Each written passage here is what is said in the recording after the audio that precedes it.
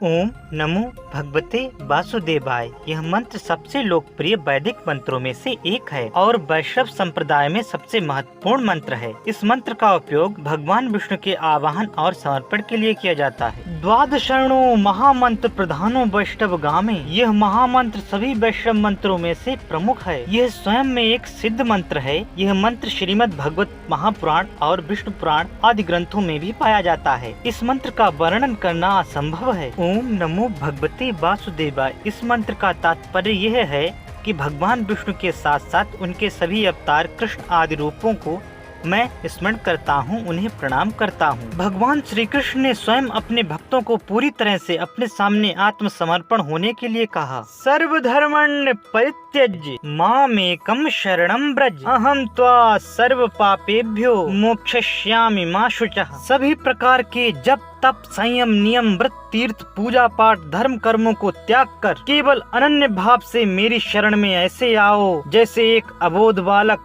जो कुछ नहीं जानता है। क्या अच्छा है क्या बुरा है, क्या पूजा क्या पाठ क्या धर्म कर्म, वह इस संसार में होते हुए भी सांसारिक मोह माया के बंधन से मुक्त होता है। और जब वह गिरता है या रोता है तो उसे अपनी माता के अलावा कुछ भी नहीं दिखता। और जब वो अपनी माता की गोद में जाता है तो माता उसे गोद में उठाकर सभी कष्टों से बचाकर अपने आंचल में छुपा लेती है। इसी प्रकार केवल प्रेम भक्ति लेकर सच्चे हृदय से भगवान की शरण में जाना चाहिए। अन्य किसी जप तप व्रत संयम नियम तीर्थ और किसी भी धर्म कर्म की कोई आवश्यकता नहीं है। भगवान श्री कृष्ण ने घोषणा की हर किसी को जब भी संभव हो ओम नमो भगवते वासुदेवाय मंत्र का जप करना चाहिए। इससे सदैव ईश्वर का ध्यान बना रहता है और भगवान की कृपा से वह किसी भी बुरी संगत में कभी नहीं पड़ता। यद्यपि ईश्वर अजन्मा है, अखंड अभेद अगोचर जो दृष्टि से परे है, ईश्वर का वास्तविक स्वरूप निराकार है। वह आकारहीन होते हुए भी अपने भक्त के प्रेम में वशीभूत होकर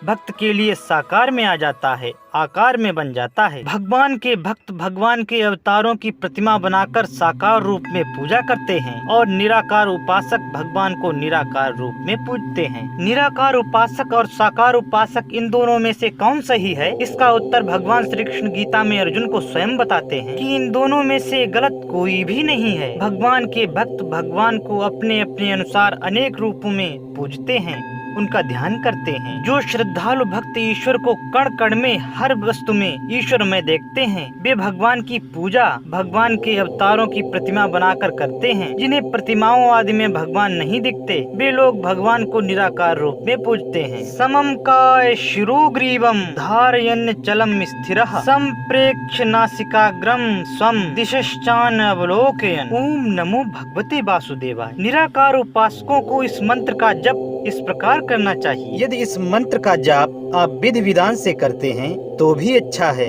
यदि नहीं कर पाते हैं तो आप किसी भी दिन किसी भी समय इस मंत्र का जप कर सकते हैं, क्योंकि जिस क्षण भगवान का नाम लिया जाता है उसी क्षण उसी समय उसी दिन सब शुभ हो जाता है।